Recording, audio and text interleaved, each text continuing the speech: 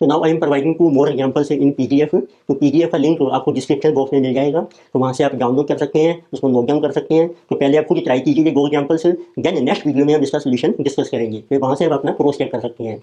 ये दो एग्जाम्पल से मैंने जितने भी तरह के क्वेश्चन आए हैं एग्जाम्स में हैं, स्टडी मटीरियल के एग्जाम्पल्स हैं, क्वेश्चन हैं, मॉडल टेस्ट पेपर जितने भी दिए हैं इंस्टीट्यूट ने, मतलब जो केस सिनेरियो में भी क्वेश्चन कवर किए हैं वो सिर्फ मैंने इन दो एग्जाम्पल में कवर कर दिए हैं। देखिए आपने ये दो एग्जाम्पल्स अच्छे से कर लिए तो समझो आपका पूरा AS2 जो है वो कवर हो जाएगा एग्जामिनेशन पॉइंट ऑफ व्यू से। Now let us discuss some examples to explain concept of AS2. So in example 1, data given is, so you are a chartered accountant provide accountancy services to different entities. So we have to determine value of inventory for current year ended on 31st March. So in different cases.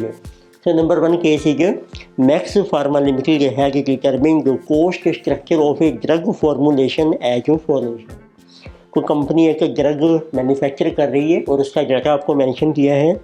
Raw material cost per unit is ₹20, variable conversion cost which is labour and variable overheads ₹25, fixed production overheads for the year are estimated to be ₹2 lakhs for normal capacity of 10,000 units and actual production during the year was 12,500 units, out of which 5,000 units are unsold by year end.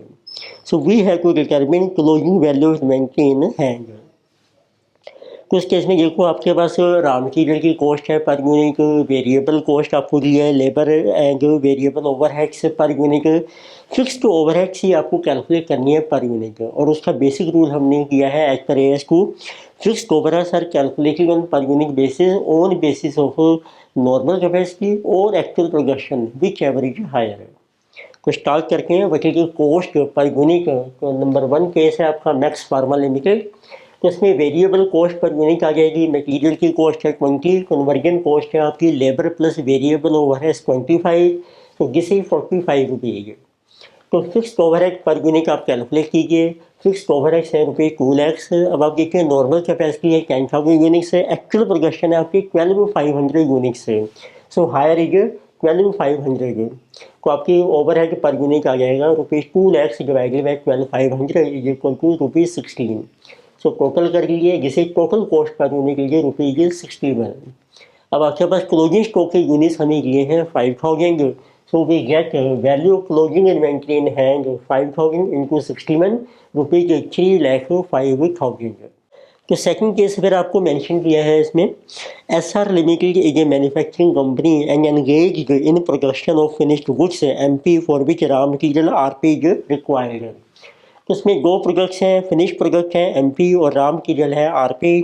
The company provides following information for current year ended 31st मार्च। और आपको information दी है, question में आप देख सकते हैं units भी दिए हैं, वैल्यू भी दी है रुपीज़ में। First we are given opening inventory MP and RP 4,000 4,400 और उसकी वैल्यू है 1,20,000 52,800। Then purchase of RP which material 40,000 units है 4,80,000। इससे देखो रॉ मटीरियल की कॉस्ट भी आ जाएगी पर यूनिट 4,80,000 डिवाइडेड बाई 40,000 जिसे कि ₹12। देन लेबर की कॉस्ट आपको दी है 323,200, ओवरहेड्स आपको दिए हैं फिक्स्ड 315,000, सेल्स आपको दी हैं 40,200 यूनिट्स हैं, अमाउंट है 1120, क्लोजिंग इन्वेंट्री दी है MP और RP 4,200 यूनिट्स एंड 4,000 यूनिट्स। यानी कि given expected production for the year was 45,000 units of the MP। ये हमारी नॉर्मल कैपेसिटी है एक्सपेक्टेड प्रोडक्शन फिनिश प्रोडक्ट की।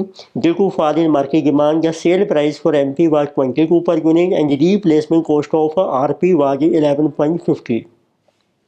So we have to determine value of closing stock of MP and RP as on 31st March। तो सबसे पहले इसमें calculate कर लेते हैं हम इसमें वकील ओवर प्रोडक्शन यूनिट्स कितने हैं आपके फिनिश प्रोडक्ट है MP के। उसका फार्मूला बन जाएगा sales plus closing stock minus opening stock. Sale के यूनिट्स आपको दिए हैं 40,200, क्लोजिंग स्टॉक है 40,200 minus 4,000 this is equal to 40,400। अब आप कैलकुलेट कर सकते हैं वकील cost of production per unit. Cost of RP है मटेरियल की, मटेरियल का ओपनिंग स्टॉक है 4,400 यूनिट, फिर आपने परचेज किए 40,000 माइनस क्लोजिंग स्टॉक है 4,000, प्राइस हमने कैलकुलेट किया है ₹12 per unit. So this is raw material consumption 484,800। फिर आपको दिया लेबर कॉस्ट 323,200, फिर आपने फिक्स्ड ओवरहेड चार्ज करने हैं। अब देखो एक्सपेक्टेड प्रोजेक्शन है 45,000 यूनिट्स, एक्चुअल है हमारी जिसमें 40,400, सो हायर है कि 45,000। तो फिक्स ओवरहेड का रेट निकालेंगे, 315,000 की ओवरहेड्स हैं, डिवाइडेड बाय 45,000 इनटू कर लीजिए एक्चुअल प्रोजेक्शन, जिस is coming to 800, so we get total cost of projection 10,90,800। इसको आप डिवाइड कर लीजिए नंबर ऑफ यूनिट से, आपकी आ जाएगी cost per unit of MP which is finished product 10,90,800 divided 40,400, this is 27 rupees. अब आपने क्लोजिंग स्टॉक की वैल्यू कैलकुलेट करनी है। अब इसमें आपके पास दो स्टॉक्स हैं, इन्वेंट्री, एमपी है फिनिश गुड, आरपी है आपका रॉ मटीरियल। इनके कोई यूनिट्स हैं 4200, 4000। कॉस्ट प्राइस आ गई आपकी फिनिश प्रोडक्ट की 27, मटीरियल की आपकी 12 रुपीज़। फिर आपको एनआरबी मेंशन की है, फिनिश प्रोडक्ट की एनआरबी है 22। अब एक रूल है कि फिनिश प्रोडक्ट को वैल्यू करेंगे कॉस्ट और एनआरबी विच एवर की लोअर, सो एनआरबी लेस यानी सीपी को उसको वैल्यू करेंगे 22 के ऊपर। तो 22 इंटू 4200 वैल्यू बन गई 92,400। अब आता है रॉ मटीरियल को किस वैल्यू पर वैल्यू करने हैं। जब आपने फिनिश प्रोडक्ट को वैल्यू किया है एनआरबी के ऊपर, तो उस केस में हम रॉ मटीरियल को वैल्यू करके रिप्लेसमेंट कॉस्ट के ऊपर। रॉ मटीरियल के अंदर भी आपने कभी भी कंसीडर नहीं करनी है। तो रिप्लेसमेंट कॉस्ट आपको दी है 11.50, लिखा है मैंने एनआरबी के नीचे है, पर किसी रिप्लेसमेंट कॉस्ट यहाँ लिखा है मैंने डिटेल्स में। तो इट मीन इसको वैल्यू करेंगे रिप्लेसमेंट कॉस्ट 11.50 इंटू 4,000, जिस इज 46,000 है। So we get total value of inventory on 31st March is 1,38,400। तो ये अच्छा क्वेश्चन है, so many times it can come in exams. Next we have third case. इसमें आपको डाटा मेंशन किया है, market company cultivating and refining basmati rice brand A in cutting and refining process and normal wastage of 5% of input is incurred and 5,000 metric ton of input were put in process resulting a wastage of 300 mk। और हमारा जो input है वो है 5,000 metric ton, और इसमें 5% आपकी normal wastage है, बट टोटल वेस्टेज आपको दी है 300। सो 5% बिकम्स फॉर 5,000, जिसे 250 यूनिट से 250 मेट्रिक टन। इट मीन जो बैलेंस 50 यूनिट्स हैं वो आपकी अब नॉर्मल वेस्टेज मानी जाएगी। Cost per metric ton of input is ₹1,000, determine the value of finished product and how the wastage would be treated in the books of accounts। जैसे costing में करते हैं कि अब हम कॉस्ट पर यूनिट को इन्फ्लेट कर रहे हैं आफ्टर डिडक्टिंग नॉर्मल लॉस। तो let us say in this case, तो first we calculate cost per metric ton. Total cost आपकी बन रही है 5,000 into 1,000, which is 50 lakh rupees. Divide कीजिए, यूनिट्स आ जाएंगे 5,000 माइनस नॉर्मल लॉस है आपका 5%, which is 250। It means 50 lakh divided by 4750, cost आ गई आपकी 1052.6315। अब इसके बेस पर आपने क्लोजिंग स्टॉक की वैल्यू कैलकुलेट करनी है और जो नॉर्मल वेस्टेज है। तो let us see what is cost of finish product. Total रह गए आपके 5,000 माइनस टोटल वेस्टेज है 300, जिसे 4700 मेट्रिक टन इनटू कर लीजिए 1052.6315। सो वैल्यू ऑफ स्टॉक है जो 49,47,368। अब जो अब नॉर्मल वेस्टेज है उसका ट्रीटमेंट क्या है, उसकी जो कॉस्ट आएगी उसको हमने चार्ज करना है P&L में। So cost of abnormal waste to be charge to P&L। 50 units हैं, कॉस्ट आपकी है 1052.6315, तो अमाउंट आ जाएगा ₹52,632। तो ये आपका P&L में चार्ज हो जाएगा। तो नेक्स्ट देखते हैं केस नंबर 4 है। इसमें आपको मेंशन किया है x company limited purchase goods at cost of ₹40 lakh in October till March 75% of the stocks were sold. It means 25% आपके स्टॉक में रह गए हैं विच इज ऑफ 40 लैक्स का, जिसे 10 लैक्स है। Company wants to disclose closing stock at 10 lakhs but expected sale value is 11 lakh and commission of 10% on sale is payable to the agent. तो cost price भी दी है, आपको सेल प्राइस भी दिया है, बट उसमें आपको कमीशन पे करनी है ऑन सेल।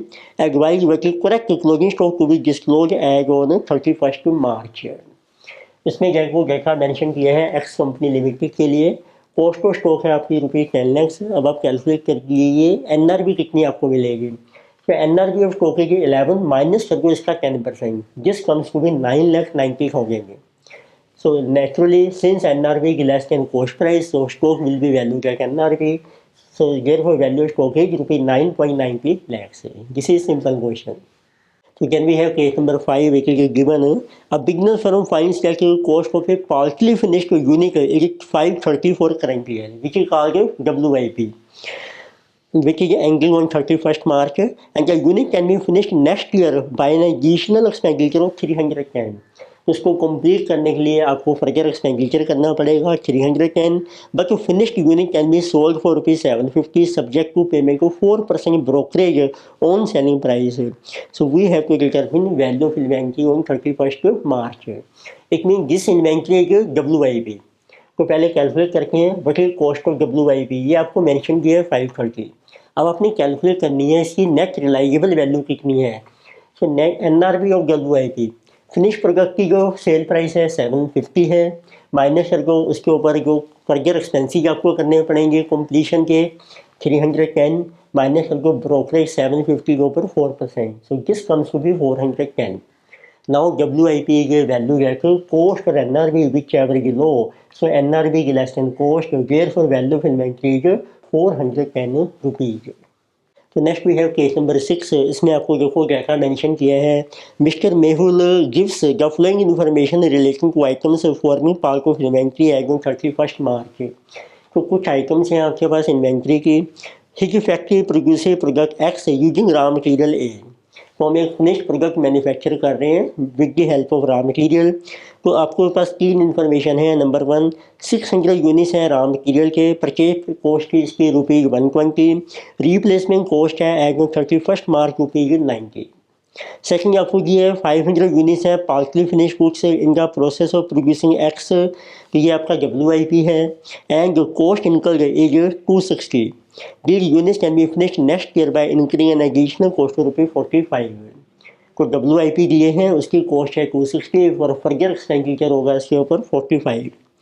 1500 यूनिट्स हैं फिनिश प्रोडक्ट के. टोटल कॉस्ट है आपकी 320 पर यूनिट. फर्दर आपको मेंशन किया है expected selling price of product x.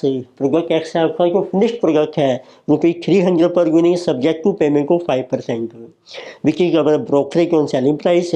तो determine how much each item will be valued on 31st March and what will be total value of inventory. तो उसका देखो मैंने एक टेबल बनाया है मिस्टर मेहुल के लिए. आपके पास स्टॉक है raw material WIP finish goods, उनके यूनिट्स आपको दिए हैं 600, 500, 1500. कॉस्ट प्राइस आपको दिया है मटेरियल 120, WIP 260, फिनिश गुड्स की है 320. अब कैलकुलेट करके हम की NRP. मटेरियल में आपको रिप्लेसमेंट कॉस्ट दी है 90 रुपये. WIP की आप कैलकुलेट कीजिए NRP. फिनिश प्रोडक्ट की सेल प्राइस है 300, माइनस आपको ब्रोकरेज आपको इसमें पे करनी है 5% की. सो 300 इंटू 5% 15, माइनस फर्दर कॉस्ट होगी कंप्लीशन की 45. सो NRV इज कमिंग 240. और फिनिश प्रोडक्ट की NRV है 300 माइनस 5% ओनली, जिस 285. तो सबसे पहले देखते हैं फिनिश उसको वैल्यू करेंगे कॉस्ट और NRV विच एवरेज लो. तो NRV आपकी लेस है 285, तो उसकी वैल्यू आ जाएगी 285 इंटू 1500 427,500. उसकी बेस पर अब रॉ मटेरियल की वैल्यू आती है. जब फिनिश उसको वैल्यू करके NRV के ऊपर, तो रॉ मटेरियल को अपने वैल्यू करने हैं रिप्लेसमेंट कॉस्ट के ऊपर. इसकी NRV कंसीडर नहीं करके हम रॉ मटेरियल की. तो this will be 600 into 90 54,000. WIP को वैल्यू कीजिए कॉस्ट और NRV which ever is low, this is also 240 low. So 240 into 500 1,20,000. So total value of inventory on 31st March is 601,500. Next we have case number 7. So in this case data given is Alpha Limited sells flavored milk to its customers. Some of the customers consume the milk in the shop run by Alpha Limited. So while leaving the shop, the consumers leave the empty bottles in the shop and company takes possession of these empty bottles and sells by inviting tenders. So we have to determine whether the empty bottles is an asset of the company. तो जो भी customers हैं जो empty बोतल छोड़ कर जा रहे हैं उनको फिर कंपनी सेल करेगी फ्यूचर में, तो क्या वो एसेट मानी जाएगी.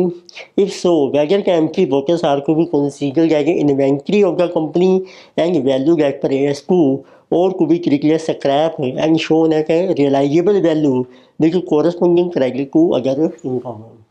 तो आपको बताना है कि ये एसेट है या फिर ये इन्वेंट्री मानी जाएगी एट पर AS2 एंड और उसको वैल्यू करेंगे हम एज ए स्क्रैप.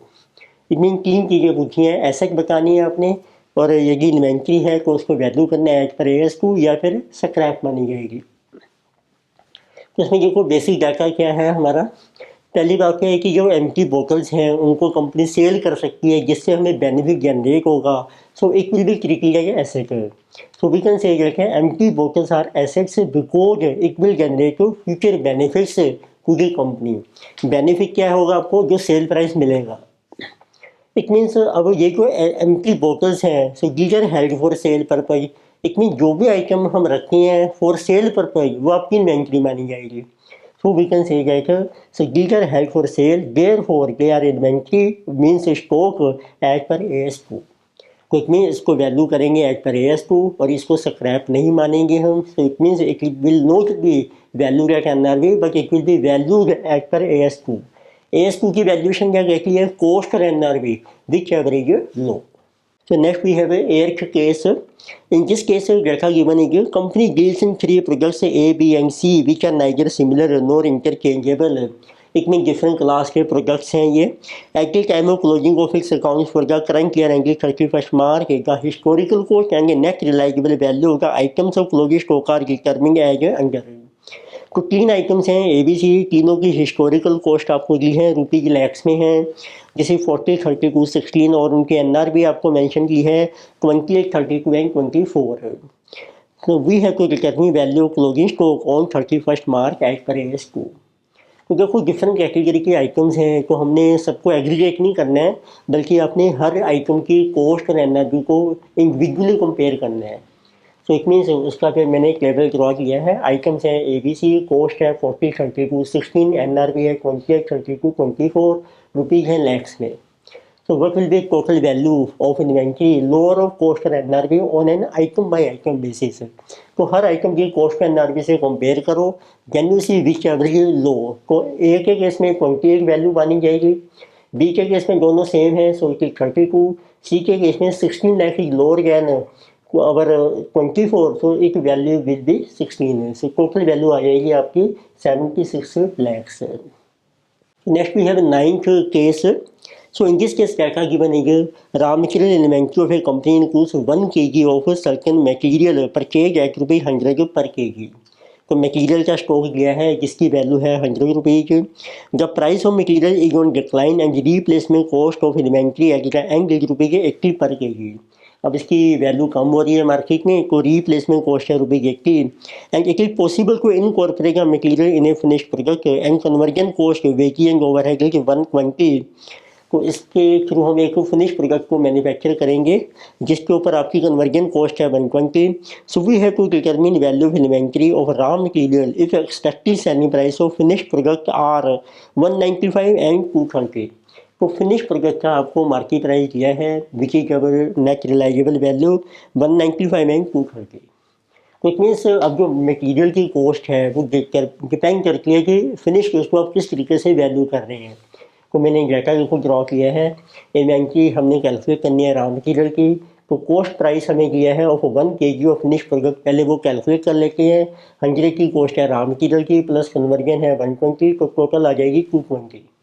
अब आप टेबल ड्रॉ कीजिए, फिनिश प्रोडक्ट उसकी कॉस्ट है 220, दो केसेज हैं 220, बाकी जो NRV मीन सेल प्राइस है फर्स्ट केस में 195, सेकंड केस में है 230। तो अब देखिए फर्स्ट केस में NRV हमारी लेस है कॉस्ट प्राइस से, तो what will B value of finish product, finish product को वैल्यू करेंगे हम NRV के ऊपर। सेकंड केस में आप देखेंगे NRV ग्रेटर है कॉस्ट से, तो फिनिश प्रोडक्ट को वैल्यू करेंगे एट कॉस्ट विच एवरेज लो। अब क्वेश्चन आता है कि रॉ मटेरियल को कैसे वैल्यू करना है। जब आप फिनिश प्रोडक्ट को वैल्यू करके NRV के बेस पर, तो हम रॉ मटेरियल को वैल्यू करेंगे रीप्लेसमेंट कॉस्ट के ऊपर। तो इट मीन्स रॉ मटेरियल की वैल्यू का रिप्लेसमेंट कॉस्ट दैट इज ₹80 पर kg। सेकंड केस में जब आप फिनिश प्रोडक्ट को वैल्यू कर रहे हैं कॉस्ट के ऊपर, तो उस केस में रॉ मटेरियल को भी हम वैल्यू करेंगे कॉस्ट के ऊपर विच इज ₹100 पर unit. So next let us see example number second on AS2. So in this example data given is you as an accountant are required to determine value of inventory for current year ended on 31st March in the following cases। तो different cases आपको mention किए हैं और उसमें आपने value of inventory determine करनी है। तो let us see number 1 case है So this is given that Jack Limited ordered 13,000 kilogram of chemicals which material at ₹90 per kg. Purchase price includes IGST of ₹5 per kg, in respect of which full input tax credit is admissible. And further, state GST is leviable at ₹2.5 per kg on purchase price.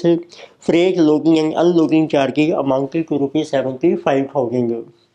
So normal transit loss is 4%. Company actually received 12,400 kilogram.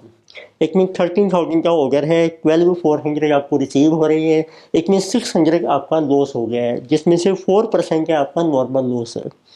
And we have consumed 10,000 kilogram.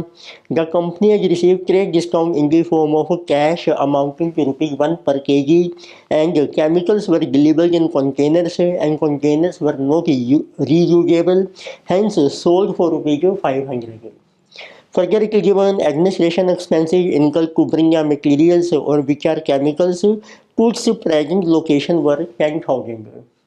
So we have to answer the following question. Number A, what is the purchase cost of material? What is the cost per kg of material? Then what is the amount of abnormal loss that will be charged to P&L, and what is the value of closing stock? So this is very important question. It has come in exams so many times. So let us see. Jack limited का case है, तो सबसे पहले हम calculate करते हैं what is our purchase cost. सबसे पहले है आपके पास purchase price of material at the rate of ₹90 और टोटल किलोग्राम है 13,000. सो 13,000 इंटू 90 वैल्यू है 11,70,000. उसमें आप ऐड कर लीजिए स्टेट GST है एट द रेट ऑफ ₹2.5 पर kg इनको कर लीजिए 13,000, जिसे 32,500 है. यानी कि जो फ्रेट, लोडिंग, अनलोडिंग एक्सेट्रा 75,000 है. फिर आपको ये परचेज प्राइस है, उसमें IGST इंक्लूड है, जिसका इनपुट टैक्स क्रेडिट मिलेगा, वो लेस कर लीजिए. Input tax credit of IGST eight the rate of ₹5 इनको 13,000 65,000. देन ट्रेड डिस्काउंट आपको मिल रहा है ₹1 पर kg इनको 13,000, जिसे 13,000. कंटेनर्स हमने सेल कर दिए हैं ₹500. फिर आपने ऐड करने हैं एडमिनिस्ट्रेशन एक्सपेंसेस हैं आपके to bring inventory to its present location, तो वो भी आपके ऐड हो जाएंगे, जिसे 10,000. So in this way we get total purchase cost of material which is number A, जिसे 12,09,000. इसमें से आप लेस कर लीजिए नॉर्मल लॉस है आपका 13,000 इंटू 4%, जिसे 520 किलोग्राम. इसकी कोई सेल वैल्यू नहीं है. बैलेंस है ये आपकी net purchase cost of 12,480 kilogram, जिसे 12,09,000. अब आप कैलकुलेट कर सकते हैं वकील cost per kilogram of material 12,09,000 upon 12,480, जिसे 96.875 है. और इसी के बेस पर अब आपने वैल्यू करनी है अपने नॉर्मल लॉस की. वकील cost of normal loss debited in P&L. Total loss हो रहा है आपको, ये आपको मेंशन किया था 12,400 किलोग्राम रिसीव किए हैं हमने. इट मीन्स 600 किलोग्राम का लॉस हो गया है एज कम्पेयर टू 13,000, जिसमें से माइनस अगर 520 बैलेंस है आपका 80, वो है हमारा नॉर्मल लॉस. उसको वैल्यू करेंगे कॉस्ट प्राइस 96.875, तो उसकी वैल्यू है 7750, जिस will be debited in P&L. अब क्लोजिंग स्टॉक कितना रह गया है? 12,400 में से आपके 10,000 कंज्यूम हो गए हैं. सो 2,400 किलोग्राम हमारे पास है closing stock. So what is value of inventory of raw material 2,400 into 96.875. So this value is 232,500. So next let us see second case. In this data given is, so A Limited is engaged in manufacturing of chemical Y for which raw material X is required. कोई chemical Y हमने manufacture करने हैं, उसके लिए हमें चाहिए raw material x, and company provide following information for the year ended 31 मार्च. तो raw material x है, उसका कॉस्ट प्राइस है इंक्लूडिंग GST 400, ITC मिल जाएगा उसका ₹20, अनलोडिंग चार्जेज है 20, फ्रेट है 40, एंड रिप्लेसमेंट कॉस्ट है 300. फिर आपको केमिकल वाई का डाटा दिया है, उसमें मटीरियल कंज्यूम हो रहा है 440, लेबर की कॉस्ट है 120, वेरिएबल ओवरहेड्स हैं 80, टोटल फिक्स्ड ओवरहेड्स आपको दिए हैं 4 लाख और normal capacity of 20,000 units. Closing balance है मटीरियल का 1,000 यूनिट्स, और केमिकल वाई जो फिनिश प्रोडक्ट है उसका है 2,400 यूनिट्स. तो आपने कैलकुलेट करनी है वैल्यू ऑफ क्लोजिंग स्टॉक और raw material and chemical Y as per AS2. अब इसमें दो केस हैं. Number 1, net realisable value chemical Y 800 per unit which is finish product. Second case है net realisable value chemical Y 600 per unit. So this question has also come in so many times in exams. This is also good question. को calculate करते हैं सबसे पहले इसमें बताइए cost of raw material x, उसमें cost price है plus unloading और प्लस फ्रेट है। कॉस्ट प्राइस है 400 माइनस इनपुट टैक्स क्रेडिट मिलेगा 20 का, प्लस आप ऐड कर लीजिए अपना अनलोडिंग और फ्रेट के चार्जेज 20 प्लस 40 जिसे 440। फिर आप कैलकुलेट कर सकते हैं cost of chemical Y, material की कॉस्ट 440 ये दी भी है आपको क्वेश्चन में, plus direct labour plus variable overhead plus fixed overhead. Fix overhead का रेट निकाला हमने पर यूनिट, टोटल है 4 लाख, कैपेसिटी है 20,000 यूनिट, जिसी ₹20 पर यूनिट है। So total cost of chemical Y as 440 raw material है, लेबर है 120, वेरिएबल ओवरहेड है 80, फिक्स ओवरहेड है 20, जिसे 660। तो अब हम कैलकुलेट कर सकते हैं वही वैल्यू ऑफ स्टॉक। तो गो केसी या केस नंबर ए, आपको एनआरबी की है फिनिश गुड्स विकी केमिकल वाई, एनआरबी है आपकी ₹100 एंड जिसे मोर देन कॉस्ट प्राइस 660।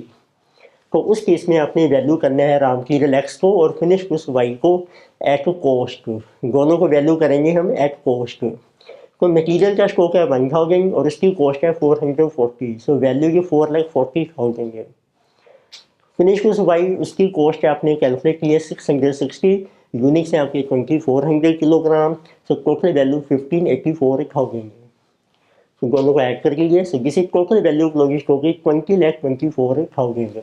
तो then we have case number B, इसमें आपको एनआरबी जो को मेंशन किया है ₹600 एंड जिसकी लेस देन कॉस्ट, तो कॉस्ट है आपकी 660।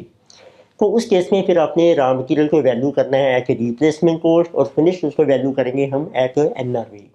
रॉ मटीरियल की रिप्लेसमेंट कॉस्ट आपको दे रखी है क्वेश्चन में ₹300, so this will be 1000 into 300, total ये 3 लाख से 1000 आपके यूनिट्स हैं। फिनिश उसके यूनिट हैं 2400 और इसकी एनआरबी है 600, सो दिस इज कमिंग 40,40,000। दोनों को ऐड कर लीजिए, सो टोटल वैल्यू क्लोजिंग होगी 17,40,000। Next we have third case, इसमें आपको देखो डाटा मेंशन किया है किसी के रिलेटेड देखिए valuation of main product and by product.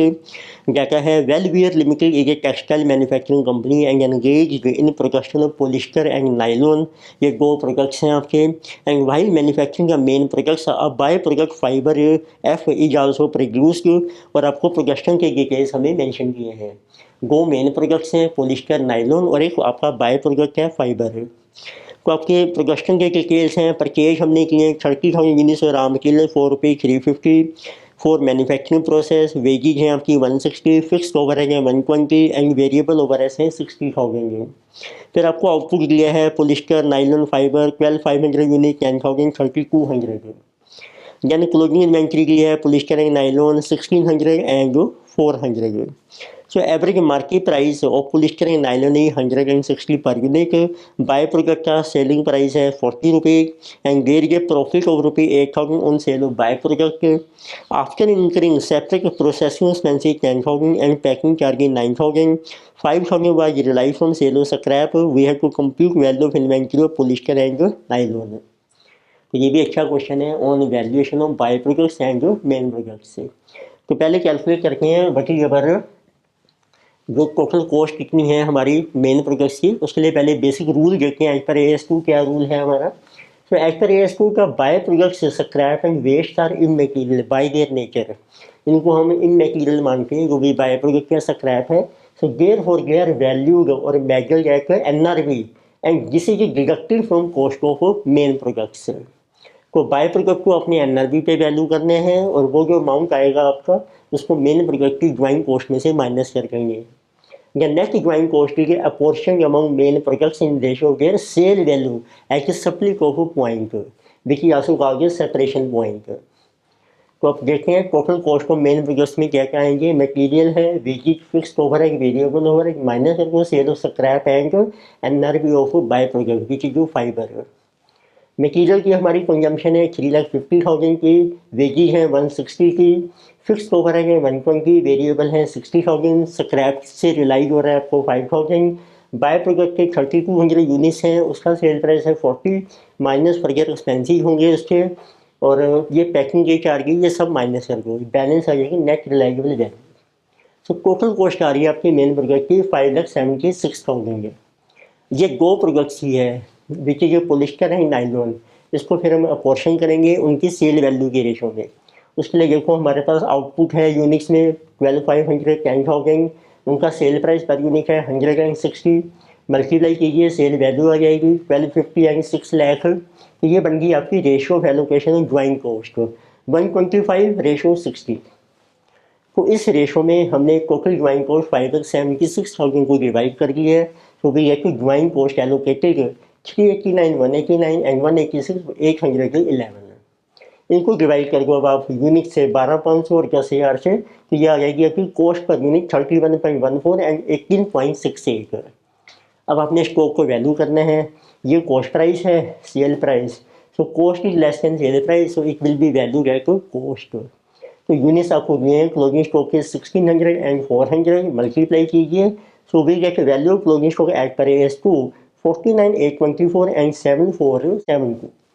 तो नेक्स्ट लेकर सी केस नंबर 4 इसमें आपको इनको डेटा मेंशन किए हैं। In the books of G limited closing inventory as on 31 March amount to रुपये 10,40,000 on the basis of FIFO method. Company decides to change from FIFO to weighted average method for ascertaining cost of inventory on 31 March। Value of inventory at weighted average method की 1,80,000 and realisable value की 12 lakh. So what will be value of inventory in the books and what disclosure will be given in the financial statements? इस case में हम FIFO से weighted average method को change कर रहे हैं। तो इसमें जो नया मेथड है उसी के बेस पर हम स्टॉक को वैल्यू करेंगे कॉस्ट और NRV which average is less. So it means the value of inventory will be at cost of ₹880 because this is less than NRV of ₹12 lakh. अब आपने डिस्क्लोजर देना है कि मेथड हमारा चेंज हो गया है और उसका क्या इफेक्ट होगा हमारे प्रॉफिट या लॉस के ऊपर। पहले देखो आपने वैल्यू दिया था 1040 के ऊपर फीफो मेथड में, तो इट मीन्स अब वैल्यू रिड्यूस हो गई है स्टॉक की। स्टॉक हमारा क्रेडिट साइड की आइटम होता है P&L में, मीन्स प्रॉफिट हमारा रिड्यूस हो जाएगा। तो सो डिस्क्लोजर करेंगे हम, ये एज पर AS 1 का रूल होता है। So G limited shall disclose in notes to accounts that inventory value method has changed from FIFO to weighted average resulting into reduction of profit by ₹1,60,000। तो 160 से हमारा profit reduce हो जाएगा which is 1040 minus 880 and for the current year ending on 31st March। इस lecture में मैंने discuss किया है AS2 inventory valuation in detail and with all types of examples as well as questions from past exams and from study material। Video आपको अच्छी लगती है तो सब्सक्राइब कीजिए एंड शेयर कीजिए। Thank you.